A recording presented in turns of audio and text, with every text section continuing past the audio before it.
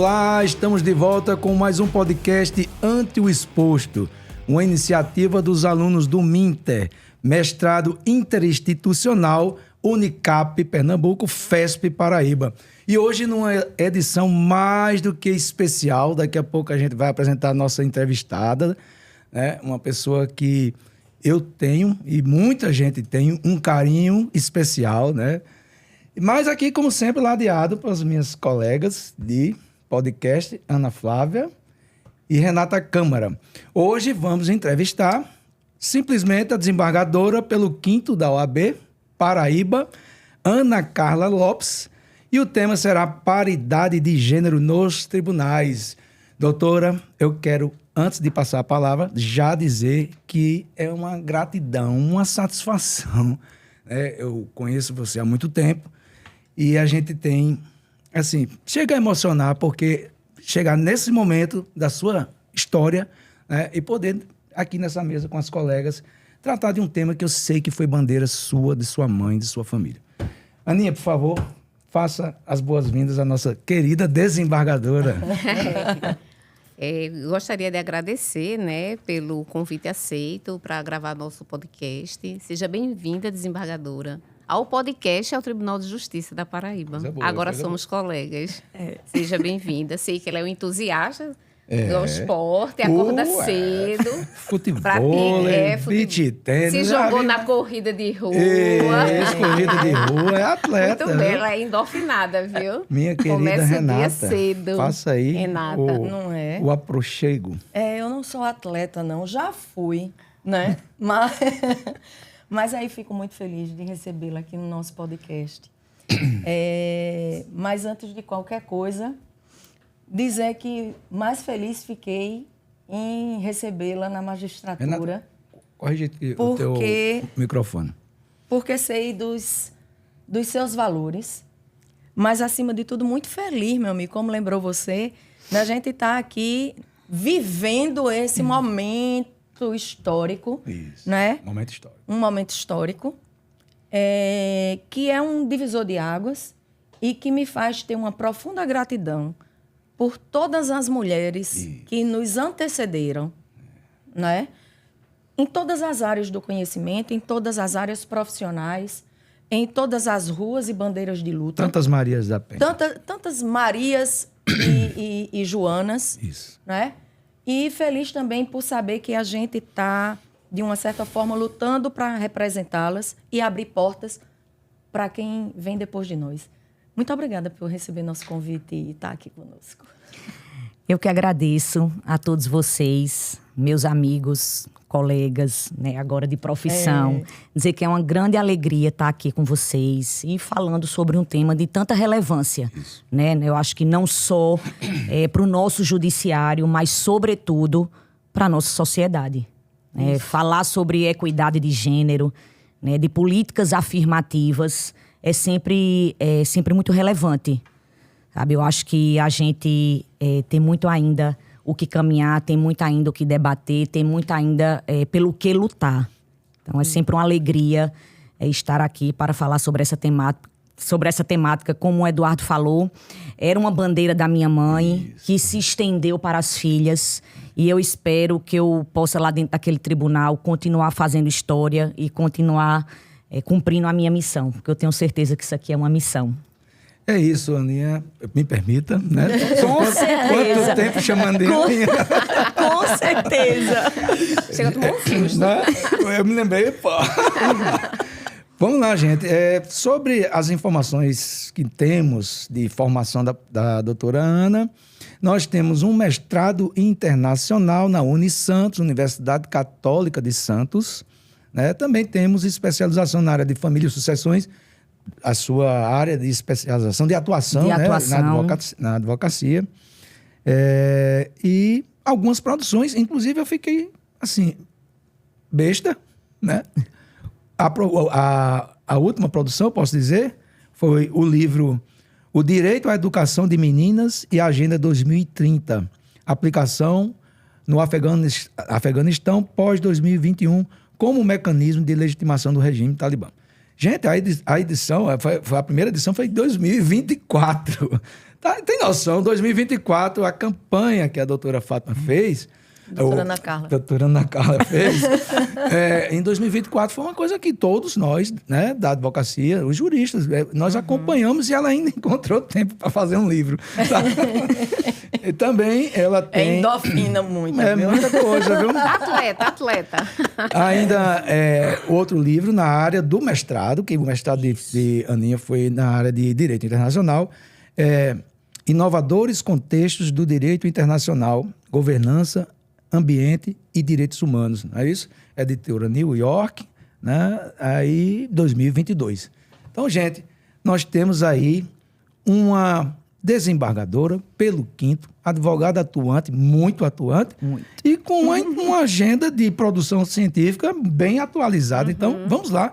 Flavinha, pode começar? Vamos embora. Doutora Ana. Se assim eu posso chamar, desembargadora, ou Aninha, Ou como Aninha, Eduardo ou Ana chama. Carla. Ana Carla. Vai escapulindo aqui sem querer, me desculpe. Jovem, né? Chamem como quiserem. As pessoas no tribunal é assim. Eu chego lá no tribunal, os servidores. Tão jovem, eu não consigo nem chamar, meu Deus. Senhora, a senhora. Eu digo, não precisa me chamar de senhora. Me chama de Ana Carla, desembargadora, doutora. O que quiser, né? Como quiserem. Sabe? O importante é acolher. O importante é empatizar. acolher, o importante é a gente estar lá para servir. Eu digo sempre, eu estou lá para servir. Eu não sou melhor nem pior do que absolutamente ninguém. Nem vai ser o título Nem que vai ser o fazer qualquer título. diferença. Não vai, não vai. Eu sei da minha função ali dentro e é assim que eu quero ser tratada. É como uma servidora pública. Maravilha, doutora. Muito bem. Vamos lá, Aninha. Vamos Chega. lá. A outra Aninha, né? Eu acho que durante todo o tempo nessa sua jornada profissional, você sente e sentiu que temos barreiras históricas e estruturais quanto ao acesso da participação feminina nos altos cargos aos tribunais, não é isso? Do judiciário brasileiro. Então, quais as mudanças sistêmicas que você acredita que deveria ser necessária para promover uma verdadeira mudança e uma paridade de gênero? E como essas transformações poderiam influenciar positivamente a justiça e essa sociedade que ainda tem arraigado esse sentimento machista? Ana Flávia, veja bem, eu sou filha de Fátima Lopes, todos aqui tiveram a oportunidade de conhecê-la, e minha mãe, ela era uma grande defensora da paridade, né, da igualdade de gênero, dessas políticas afirmativas. E na época da minha mãe, inclusive Renata vai saber isso, porque minha mãe era muito amiga da mãe dela, e aí, enfim, também faziam parte, né, dessa política. E minha mãe, à época dela, no Conselho Estadual da OAB, era só composto a maioria, majoritariamente, praticamente por homens. Era só manhinha e mais 3 mulheres. Veja bem, no universo de 30 e poucos homens, só tinha minha mãe e mais 3 mulheres compondo o pleno, né, o conselho da OAB. Exatamente. E aí, Como defensora. como defensora. Tem mais essa. Exatamente, como defensora. E eu via muito isso na minha mãe, assim, essa luta incansável dela e as barreiras que ela tinha que enfrentar para poder alcançar os espaços, sabe? E isso acabou passando para mim e para Carol. Eu digo que isso está no sangue da gente. DNA. Tá no DNA, realmente, sabe? Eu acho que o excesso ali de convívio com manhinha, enfim, a admiração que a gente nutria, a gente acabou absorvendo isso e trouxe, né, para a atualidade, digamos assim. Manhinha abriu muitas portas. E eu não sei se vocês ouviram lá, se lembram no meu discurso, né, de posse. Eu disse... Alice, que é minha sobrinha de 4 anos, eu espero estar abrindo portas para você. Para que você lá na frente olhe para mim e diga, é possível eu chegar lá, eu chegar a ser desembargadora pelo 5º Constitucional da OAB. Porque nunca nenhuma mulher ocupou essa posição. Pois né? Aliás, eu estava conversando ontem, pelo 5º como um todo, o tribunal nunca teve me corrija se eu estiver errado, pelo menos o TJPD... Ministério Público e OAB. Nunca teve nenhuma representante do gênero feminino, Feminino. pelo Pelo quinto. quinto. Seja pela OAB, seja Seja pelo pelo Ministério. pelo Ministério Público, nunca Não. teve. Né? Exatamente. Então, é a primeira representante do quinto. Do quinto, e exatamente. não do quinto da OAB. Da OAB. Constitucionalmente falando, é a primeira representante do quinto. Isso. Entendeu? Então, no judiciário, nos tribunais superiores, os tribunais superiores, na verdade, eles são compostos 81% por homens no Brasil. 81%. E quando eu falo Tribunal Superior, é tribunal de quem, né? É TJ, STJ. Não é de primeiro grau. Não é de Segundo primeiro grau. grau. Segundo grau. 81% é composto por homens. Pois é. 19% só é composto por mulher. Tá desigual. A balança, ela tá Mas a desequilibrada. composição da magistratura não é nesse percentual. Não, está quase, Não, o primeiro está grau- quase Não, 50%. exatamente. Eu fiz uma Exatamente, o primeiro grau pesquisa. é Eu diferente. fiz uma pesquisa e é quase 50% entre homens e mulheres. Então, a balança, ela está desequilibrada. Significa dizer o quê? Que as políticas afirmativas, elas precisam continuar existindo. Elas funciona. precisam. E funcionam. Funciona. Agora, elas são necessárias, porque muita gente diz que elas não são necessárias. Ana Carla entrou aí por causa, né, dessas políticas afirmativas, ou porque, enfim, por causa da paridade. Ela não tem competência para estar ali. Né? Isso. Eu ouço muito isso. Né? Na verdade, eu não ouço. Ninguém tem coragem de falar isso para mim, né? Ninguém tem coragem. Mas esquecem do meu papel enquanto advogada, das minhas lutas, sabe? Dos meus embates. Isso. As pessoas perguntando, Carla, antes de eu me candidatar, eu até ouvi de uma grande amiga da minha mãe, Glaucio Gaudêncio, que é uma advogada super bem conceituada, E uma pessoa excepcional, fantástica. uma amiga querida. Mas, Ana Carla, você que é uma advogada tão combativa, né? Defende com tanta veemência os seus clientes, enfim. Por que se candidatar? Né? Por que se candidatar a essa vaga, esse cargo de desembargadora? Então, eu acho que a gente precisa de mais mulheres ocupando espaços de poder. Precisa. A gente precisa, sabe? Porque tem certas situações que só mulher ela tem o lugar de fala. Só ela vai entender determinadas matérias, enfim. Não importa, mas só ela vai saber. E é por isso. Compreender, acolher. Sabe? Eu digo sempre, Renata, só uma mulher vai entender sobre o corpo de outra mulher. Pronto. Como é que eu posso... Começa por aí. Pronto. Como é que eu posso debater sobre o aborto? Isso, eu já, Com já homens. ouvi. Só homens. E muito- responda. É muito fácil você decidir sobre o corpo alheio, né? Eles não vão saber nunca Aliado a isso, a maternidade. Né? a maternidade. Só quem sabe. Eu digo, só quem sabe onde o sapato aperta É quem calça. é quem calça. Não é verdade? difícil, Então, a gente precisa cada vez mais de mulheres em espaços de poder. Muito bem. Sabe? E aí eu dei só um exemplo de tantos outros, sabe?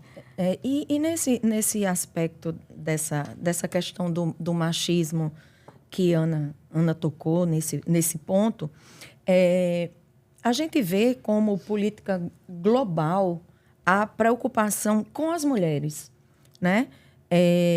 Especificamente no seu livro, né, de Direito à Educação das Meninas e a Agenda 2030, está lá na agenda como Objetivo de Desenvolvimento Sustentável, as famosas ODS, né? A 4 e a 5, que foi especificamente o tema da sua dissertação e do seu livro,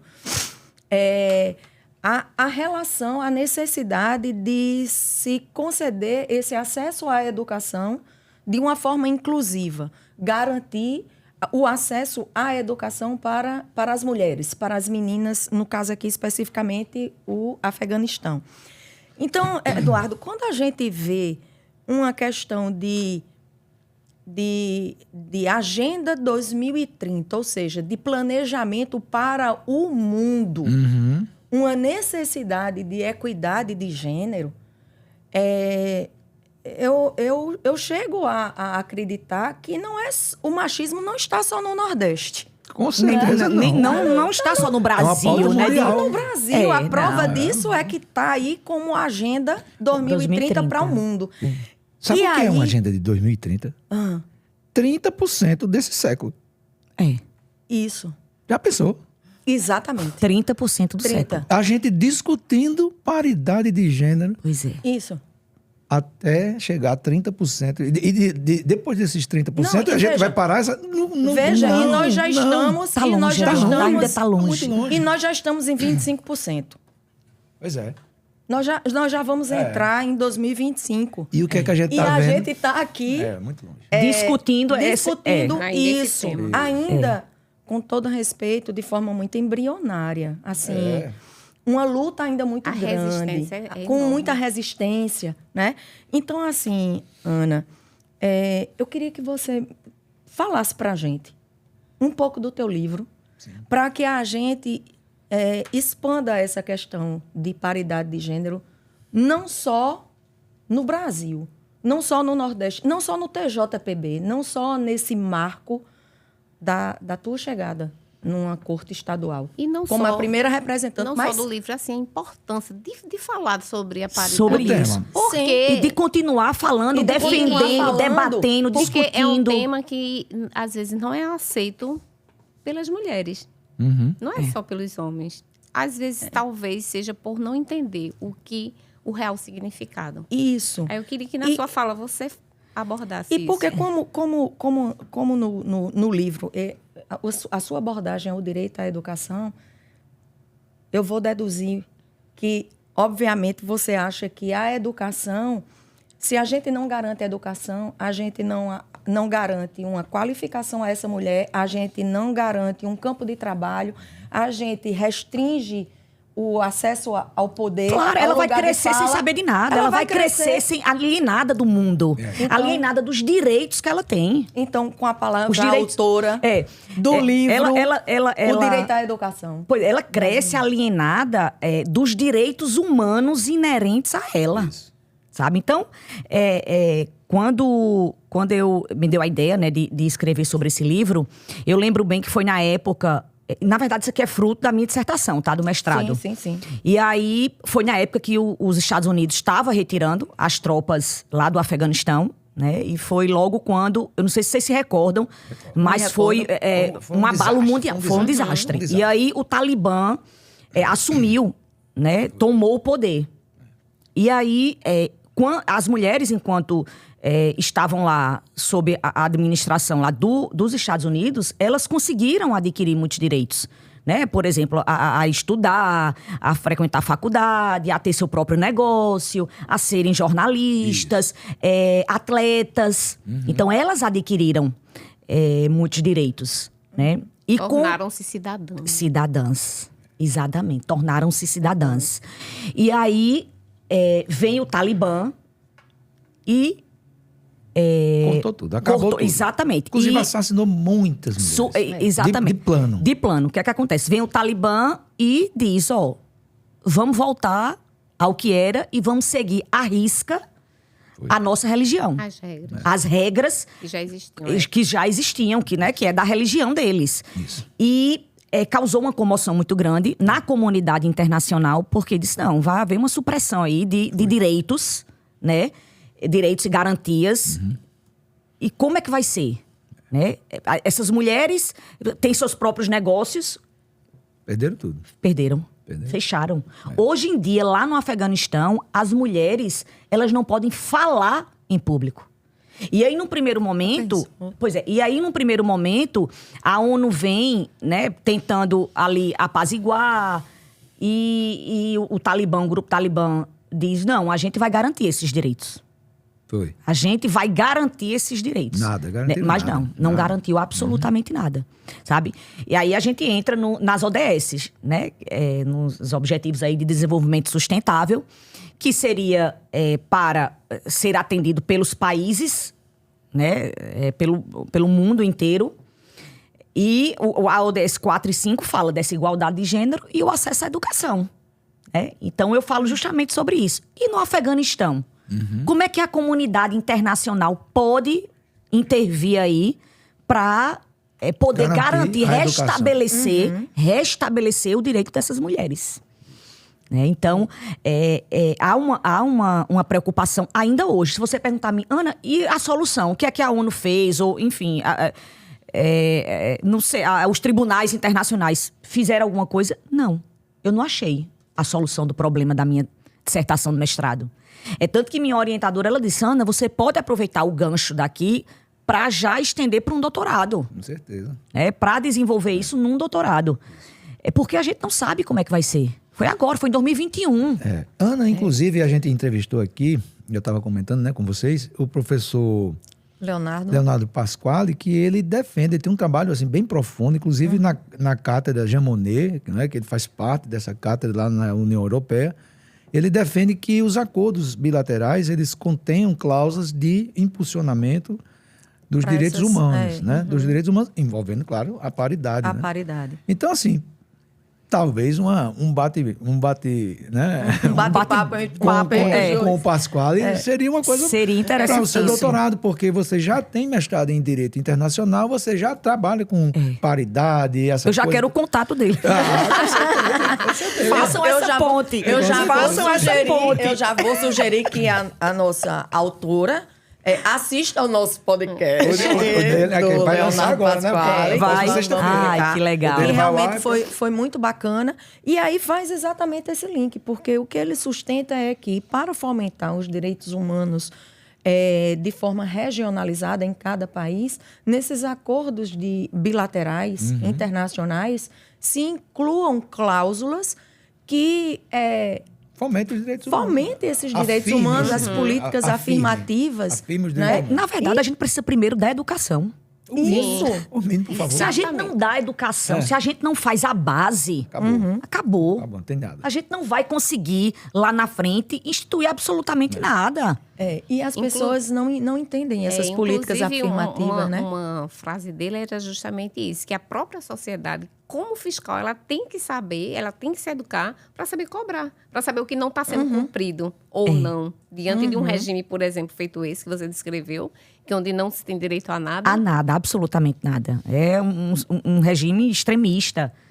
Sabe, que não dá ele não dá direito algum, ele retira o direito. Né? Foi isso que aconteceu. É isso que vem. Suprime, como você disse. Total, é isso que vem acontecendo lá. Para vocês terem ideia, e aí a gente não precisa ir tão longe, não, para a gente vivenciar isso. Não, porque aqui no Brasil mesmo, houve a promulgação da Lei Maria da Penha e muitos juízes não quiseram aplicar. Muitos juízes, Você magistrados... viveu isso na advocacia. Você viu não isso. quiseram aplicar porque disseram que era injusta. Porque feria o princípio da igualdade. Né? Aí é onde entra aí a máxima aristotélica quando diz, tratar igualmente os iguais, desigualmente os desiguais na medida das suas desigualdades para podermos garantir a igualdade material. Isso. Obviamente que a mulher que está num ambiente ali familiar, né? E aí a Lei Maria da Penha diz respeito a isso, né? São mulheres no ambiente familiar. Elas são mais vulneráveis. Elas estão em condições... Em casa que ela vive o inferno. É um inferno. Porque está em quatro paredes. Porque ninguém vê. Porque muitas das mulheres, elas dependem economicamente dos seus maridos. Né? Emocionalmente. Emocionalmente. Que são capturadas, né? Emocionalmente capturadas, e ali fica aquele sequestro e a pessoa a uma mercê. série de fatores, Exatamente. né? E diga-se de passagem que não é só... Prova de que não é só uma dependência econômica é que, vez por outra, nós encontramos a publicidade de determinadas mulheres que têm uma certa condição, mas por uma necessidade, não quero eu julgar, mas talvez por uma necessidade social. Não é? Não expõe o verdadeiro drama doméstico e familiar, não é? E se submete àquela situação. Eu me lembrei agora de uma situação. Uma cliente me procurou, inclusive recente, esse ano, me procurou e queria fazer uma separação. Aí, de vez em quando, eu lhe indicava. Eu disse, não, eu tenho uma colega, pessoa indicada, altamente indicada. Eu tenho até Rodrigo, né, lá no escritório. Mas, assim, mesmo tendo uma pessoa no escritório, a gente sempre procurou lhe indicar por ser mulher, por ser uma pessoa que a gente confia. e por todo o trabalho. Sabe qual foi a resposta? Ela disse, eu quero fazer um acordo. Eu sei, doutora Ana, já ouvi falar, tudinho, mas eu sei que ela assim, é muito incisiva com os direitos da mulher e eu estou querendo fazer um acordo. Aí eu disse, sim, mas e aí? Não é melhor fazer um acordo? Eu disse, não, eu quero um homem para fazer essa mediação com o meu ex. Eu disse, tá bom, tá certo. Mas é o medo. É o medo. É o medo, Eduardo. Então, as mulheres, elas estão em condição vulnerável. Elas são vulneráveis. E elas merecem proteção especial. Óbvio. Sabe? Então, vejam bem. Em pleno século XXI, certo? Quase 30% do século já vivido, Isso. a gente ainda está falando discutindo sobre isso. A gente ainda se depara com magistrados que acham a lei inapropriada ou acham injusta. É difícil, assim, sabe? Por isso que eu digo, a luta ainda... A caminhada ainda é grande e a luta, ela ainda vai ser muito árdua para nós mulheres. A resistência cultural é muito grande. É muito grande. Falar em resistência cultural, eu queria também... Nós estamos aqui, eu de gaiato, né, Cássio? Eu estou aqui sozinho de gaiato, são 3 mulheres. De gaiato não, viu? Porque a gente precisa falar para homens também. Principalmente para homens. Obrigado, então, né, Cássio? Estamos juntos aí. Gaiato não, viu, Cássio? Mas eu queria que vocês aproveitassem já esse discurso todo, esse debate, para falar sobre essa política de paridade no judiciário. A gente está falando do quinto, o quinto constitucional. Eu estou vendo muito o quê? A gente já discutiu até a desproporção, tem muito juiz, mas tem pouca gente nos altos cargos, né? As mulheres meio a meio, 80% de homem e tal. O que tem sido feito, Ana, e o que o Conselho, Renata, Aninha, Flavinha, vem trabalhando para que essa política de afirmação aconteça no próprio judiciário, né? E o que para os nossos seguidores, né? Assim, eu já tenho a informação, mas é bom que a gente debata aqui, que o objetivo é esse, né? Trazer à luz, trazer à tona esse debate. Então, o que o judiciário tem feito, principalmente o CNJ, para afirmar essa paridade em casa, na corte?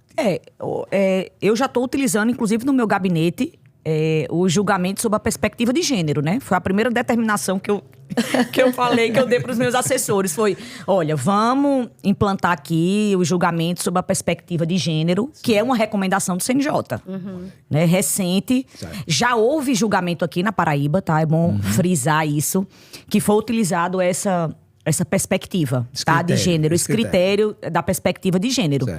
E aí vamos voltar para a sua pergunta aqui inicial, para falar sobre a paridade. Sim. Foi um avanço, inclusive na OAB, a nossa... Não sei se as meninas sabem, mas foi aprovado. Foi aprovado no nosso Conselho Estadual, né, a lista paritária. Então, obrigatoriamente, a lista sextupla, ela seria composta por 3 homens e 3 mulheres. Ana Carla, né, vai fazer a pergunta, Ana Carla, você sofreu alguma discriminação? Sofri. Sofri porque ninguém acreditava que eu ia ser primeiro lugar. E por ser mulher. Ana Carla, primeiro lugar? Não, realmente, muito combativa. Não, mas em primeiro lugar não. Ela pode ser primeiro lugar entre as mulheres. Mas na lista geral, vai não. E eu ouvia isso direto. Direto. E olha que eu trabalhava mais do que os homens, andava mais, me esforçava mais, minha rede social era mais atuante. Tudo meu, e aí, sem modéstia, era bem melhor. Mas os números provam, né? Pronto, os números... Mas os números provaram depois dessa série de falas. Exatamente. Sim, dessa luta, com certeza. desse trabalho, porque eu trabalhei muito.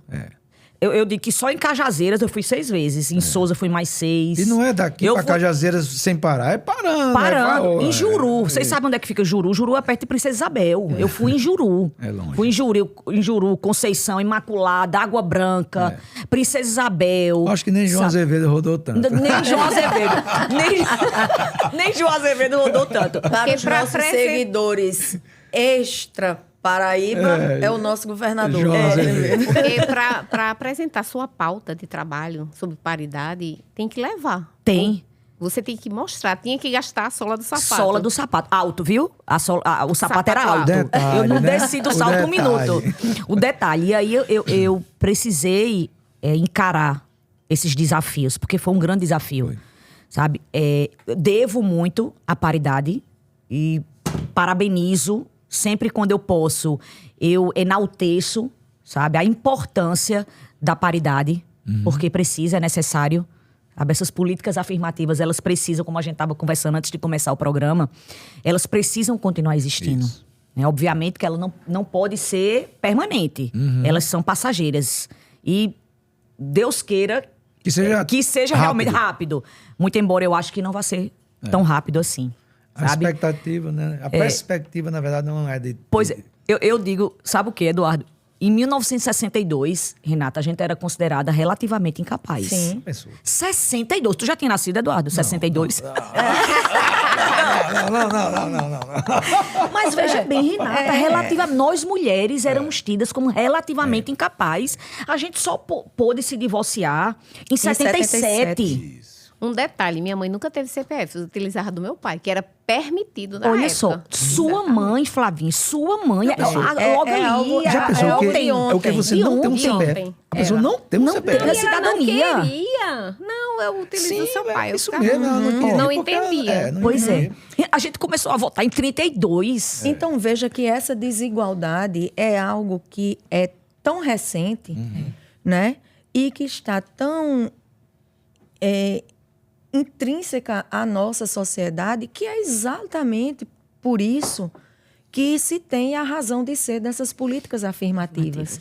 Né? Então, é preciso que se fale para que as pessoas entendam que isso não é, Não é dar piti, espaço. não é piti de mulher, Não, e o que eu nervosinha, vejo... histeria. E o que eu vejo, Eduardo, é que não é uma questão de garantir espaço a quem não tem competência. A questão não é essa. São desdobramentos, distorções isso. do debate. Eu já vi, já ouvi fala, e aí a gente está aqui numa conversa aberta, em determinada associação, uma mulher chegar e dizer, eu quero chegar nesse local, mas eu não quero chegar pela vaga da mulher. Aí eu digo, mas qual é o problema se você chegar pela vaga da mulher? Isso.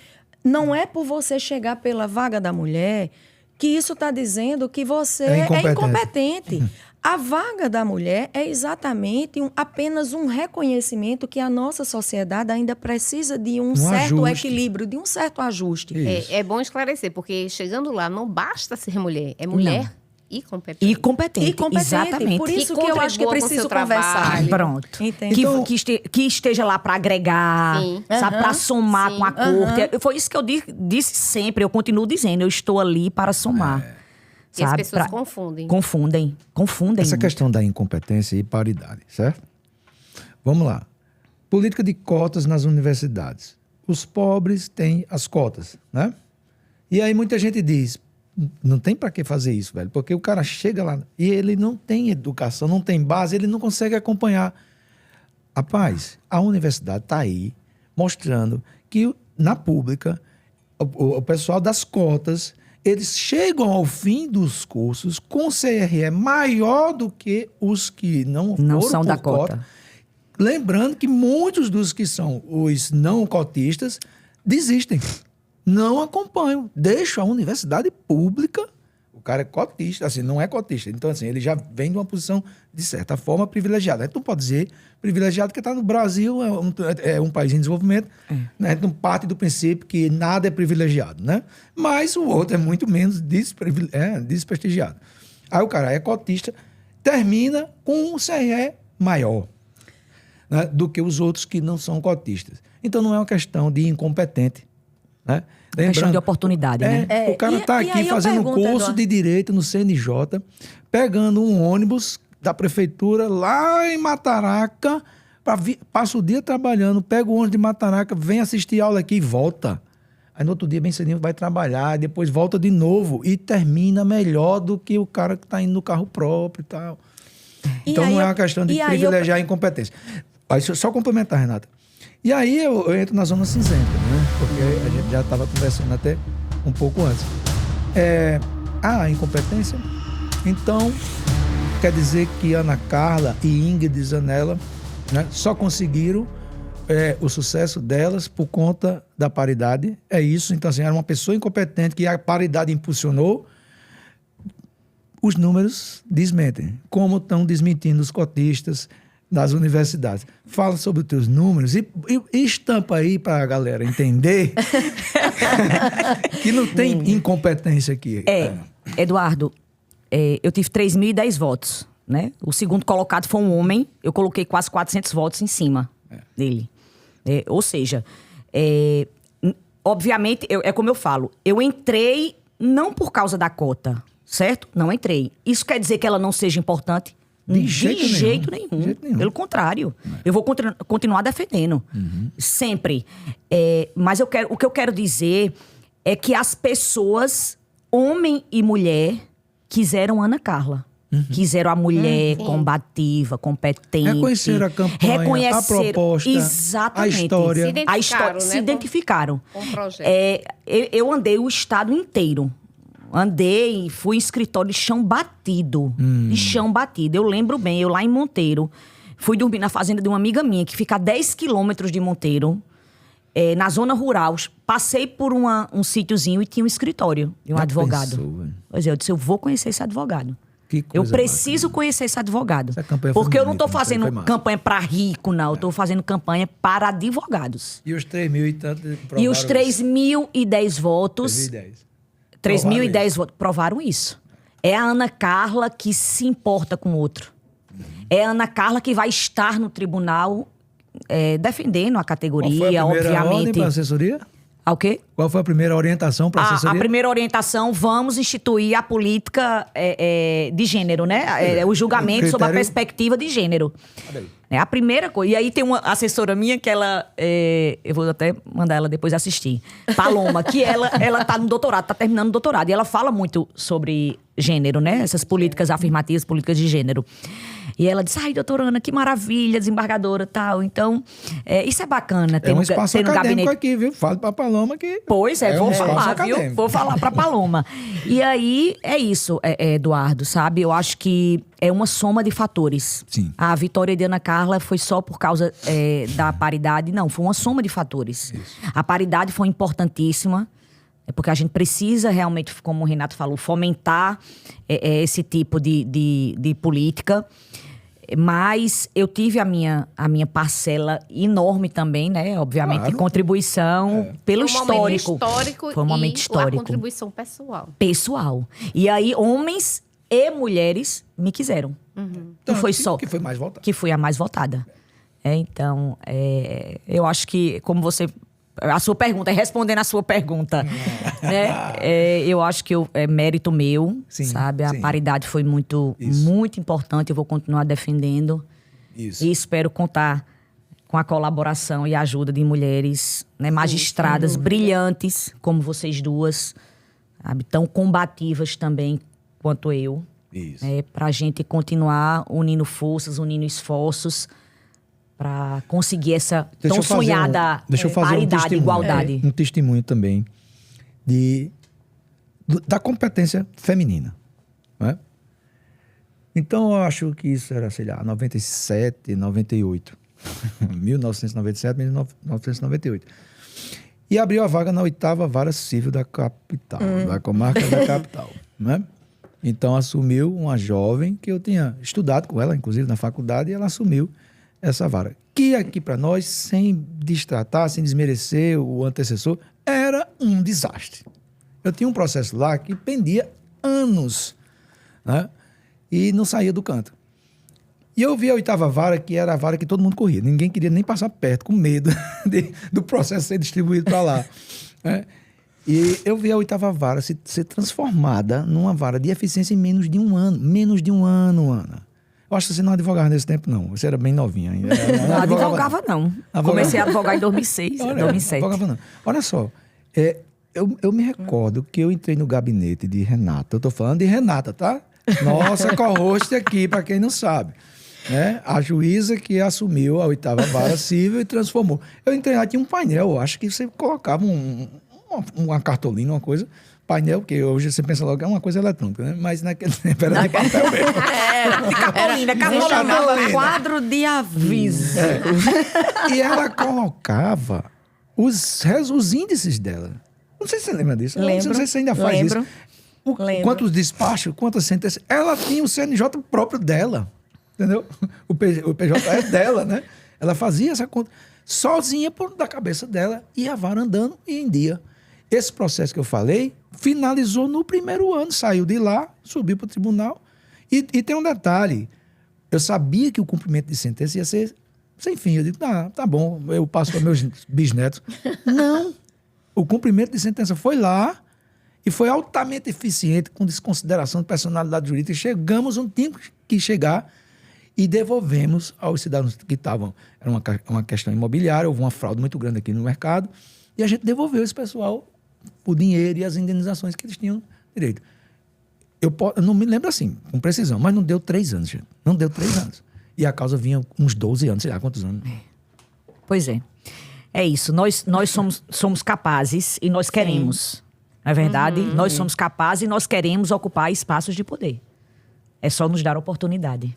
É um direito, né? É um direito. É um direito. Direito. Exatamente. Assegurado constitucionalmente. Internacionalmente. É isso. Né? É um E não direito tem esse humano. negócio É um de direito ficar com humano, né? conversinha fiada de que E não é uma privilegiar- questão de incompetência, Nada, nem de nem de mais histeria, competência. Não. Nada. Né? É uma questão apenas de termos oportunidades. É, só quero né? isso, eu só quero Verdade. oportunidade. Pronto. Você conquistou a sua oportunidade, você construiu né, o seu espaço, a gente pode dizer, né? Contou com a classe, mas a classe respondeu a um trabalho. Essa que é a verdade. E reconheceu, né? E a primeira vista, né, a primeira vez que eu lhe reencontrei, depois da posse e tudo mais, foi lá no shopping Manaíra, e eu disse a você vai fazer muita coisa. Eu sei que Ana vai fazer muita coisa. Olha aí, primeira orientação, Já eu quero começou, acreditar... né? É começar pelo julgamentos, o critério de julgamento pela paridade de gênero. Gente, nós estamos aqui ainda com todo esse regozijo da presença, da conversa com a doutora desembargadora Ana Carla Lopes. Né? Antes de encerrar, lembrar os nossos seguidores Faz o quê? nos Curte, seguir. se inscreve, porque não Ativa vai, o sininho no YouTube. você não vai no compartilhar, não. E no TikTok, rapaz, olha, estamos baixo lá no TikTok. São 4 seguidores, não pode não, né? Spotify. No Spotify a gente tá bem, no mas YouTube você também. não vai divulgar. Vamos divulgar. Porque a Vamos culpa é dizer nossa, a gente que tá falando em um pouco do menos TikTok. de 3 meses, nós tivemos Isso. mais de 85 mil visualizações. Isso. Cássio, para quem está nos bastidores, É um podcast meu amigo, acadêmico. E é muito aquela bacana. palavra É que muito todo legal. mundo está dizendo hoje, gratidão. Isso. Né? Parabéns a todos. Se em 3 meses, meu amigo, são 90 dias, a gente teve 95 mil visualizações em algo que é, como diz, a gente gosta de Acadêmico. dizer, acadêmico, ou Chato, seja, uma área chato. específica e orgânico, Sem impulsionamento, sem patrocinamento, sem nada. patrocinador, sem nada. Um detalhe. Só Um detalhe. com a nossa... Que a gente teve o nosso planejamento ontem. Um detalhe. A nossa taxa de retenção, ou seja, o quanto tempo o camarada fica assistindo? 36%. Maior do que o outro nosso concorrente. Cadê o famoso Manoel? Pode editar, viu, Cássio? Maior do que o nosso concorrente lá, eles têm menos de 36%. As nossas gravações são na faixa de 40 a 1 hora. Porque, como eu disse, é acadêmica aqui, né? Bate-papo qualquer, né? Uma taxa de 36% é altíssima para esse tipo de conteúdo. Altíssima para esse Mas tipo a de diferença que eu acredito do nosso podcast é justamente isso. É uma equipe maravilhosa, né, Obrigado. que nos ajuda. Ah. E os entrevistados, porque os entrevistados, ele traz um conteúdo maravilhoso. E que a faz gente o discute diferencial. Com leveza também, né? É Isso. importante a Nós leveza. estamos discutindo temas da academia, como paridade de gênero, mas num bate-papo que aqui a Atuais, gente exatamente. substituiria tranquilamente, como já substituímos. Um vinho. um café por uma taça de vinho e a gente Me não chamem bate na próxima papo, quando Por tiver o vinho. favor, né? O vinho será bem aceito, né? Não é? Mas aí eu também sigo na linha de Flavinha. Curtam para que a gente Comentem. possa algoritmizar e divulgar. Porque a nossa intenção, na realidade, é romper fronteiras para que o conhecimento chegue Isso. Sair da até academia. a esse sítiozinho Isso. lá Onde pertinho chegar? de Onde tiver Em internet. Monteiro, é. Né? Como é o nome do sítio Juru? Não, é em Juru, perto de Monteiro. Juru é perto de Monteiro. Não, Juru é uma cidade perto de Princesa Isabel. Isabel. Certo. Que eu também fui lá. Que... É, Eu fui. então a gente quer chegar até o último gaúcho. Né? Vamos A embora. gente quer fomentar conhecimento, a gente quer debater. Isso, Né? isso. Aqui a nossa posição é discutir com leveza e depois do anto exposto, o debate está lançado, né? O nosso jargão. Exatamente. Isso. Cada um forma a sua opinião. Aqui ninguém quer colocar ninguém dentro da caixinha de ninguém. Deixa todo mundo livre. Mas eu vou encerrar pedindo essa colaboração para a gente Isso. né? Divulgar o conhecimento e agradecer o elogio. Você me deixou encabulecida. Mas é verdadeiro, é verdadeiro. Eu tô aqui, isso aí não é um elogio, isso foi um testemunho, é diferente. É um testemunho. É, claro que Obrigada. se transforma em elogio. E eu porque fico é um feliz, reconhecimento, né? E eu fico Obrigada, feliz de meu saber amor. disso, sabe, Eduardo? De saber que temos magistradas dentro temos. do nosso tribunal, né? A exemplo também de Flavinha, que são tão comprometidas É com porque a causa. é segredo industrial, tá? Eu não posso revelar aqui. Mas essas duas estão preparando uma coisa muito bacana aí para a sociedade jurídica paraibana. Ai, que bom. Vem coisa boa aí, Vem não pode coisa dizer. boa. Não Se pode eu dizer. puder boa. contribuir de alguma forma, estou à disposição. Com certeza irá, com certeza Com irá. certeza. Vai Não vibrar. tenha dúvida, vai vibrar, vai vibrar, vai vibrar. Oh, meu Deus. Amém. Doutora, uma satisfação, nossa gratidão e dizer que esse espaço está disponibilizado com todas as portas e janelas abertas a você, sua equipe, quem você indicar. Você aqui é muito bem-vinda, de Muito verdade. querida. Muito querida, né? Não só aqui, claro. É. Então é isso, Ana. Muito obrigado por sua presença, suas palavras e Parabéns pela linda campanha. parabéns por tudo, por tudo. Parabéns por Por tudo. tudo, Eu por que toda a história de agradeço. luta. Por e toda a esse- história de vida. né? Né? Desembargadora, essa- Ana. esse marco que Obrigada começa uma nova também. história. Muito Ana, suas obrigada. palavras. Eu por que favor. agradeço, meus amigos, pela oportunidade de falar sobre essa temática, sobre esse tema. Como Renata falou, eu espero que alcance até o último gaúcho. Isso. Porque é importante a gente sempre estar fomentando esse tipo de causa, de debate. E quero dizer a vocês que eu estarei sempre à disposição para o que vocês precisarem, quiserem. Eu adoro esse tipo de assunto, eu adoro esse tipo de formato de entrevista. Tá? Então, estarei sempre à disposição, caso vocês queiram. Claro. De preferência com uma taça de vinho. Ah, da próxima está garantido. Na próxima está garantido. Compromisso selado. Nossa, ela- Muito obrigada, gente. Nós que Valeu, Ana. agradecemos. Gente, Muito obrigada. esse foi o nosso episódio, uma edição especial com o tema Paridade de Gêneros nos Tribunais. Nossa entrevistada Ana Carla Lopes. E aí vamos encerrar dizendo o quê? Ante o exposto, o debate está lançado. Até a próxima oportunidade, até o próximo episódio. Em breve estaremos aqui novamente reunidos, entrevistando mais alguma pessoa ilustre e também querida como Ana. Valeu, gente. Até a próxima. próxima.